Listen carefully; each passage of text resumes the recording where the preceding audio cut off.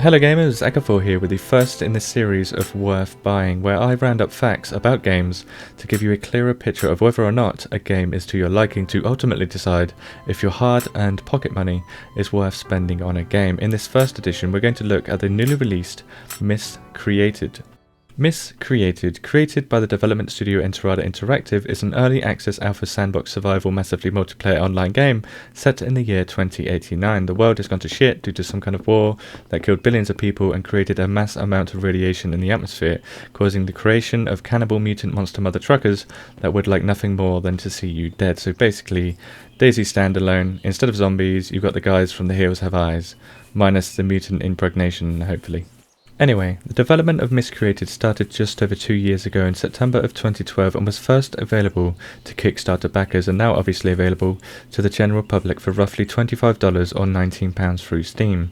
The release date for the finished game is yet to be announced, but from what I've read from unofficial sources, they're aiming for 2015. Miscreated is only available to members of the PC Master Race, and if you consider yourself a part of the PC Master Race, you will likely know what the CryEngine is. CryEngine 3, which powers games such as State of Decay, Archage, and Crisis 3, also powers Miscreated, which, in my opinion, makes Miscreated look fantastic while retaining a stable FPS. Here are the minimum requirements for running Miscreated. With my specs shown here, I run Miscreated at a stable 50 to 60 FPS at maximum graphical settings in 1080p. Even while recording, I was peaking over 60 FPS in detailed environments. Aside from a graphically well optimized game, Miscreated made me feel like I was in fact in a post-apocalyptic world. Overgrown plants, rusted cars, eerie writing, urban deer, and even a makeshift bed behind these haystacks spoke volumes in immersing me into actually being a part of this future-based horror.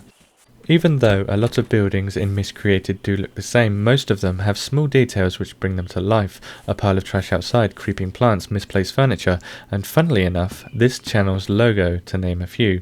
What creates an even deeper sense of immersion is the smaller map with a current cap of 32 players per server. The map in Miscreated is about 1/4 the size of the DayZ map, meaning you will have a lot more interaction to amplify that immersion. All of this immersion builds up over time, so when someone does sneak up on you, you will get the same feeling you get in DayZ Standalone when in the heat of combat and on the verge of losing your very hard-earned gear. Unfortunately, however, because voice over IP isn't in Miscreated yet, interactions are for the most part very hostile. Even though this guy said hello, he still wanted to cave my skull in for unknown reasons. This happened to me a lot until I met this guy with the only gun currently in game. So you can meet friendlies in Miscreated, but most would rather kill you than have to type to you. True story. Another reason they might kill you is for your loot. Loot, at the moment at least, seems pretty rare, or maybe the respawn system is broken for now, which, by the way, means no server restarts in Miscreated. I found a hat and a hammer in 1 hour of gameplay on a busy server, which led me to steal from others to get better loot.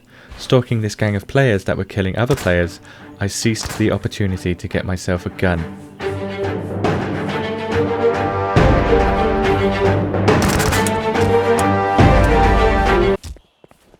Or not.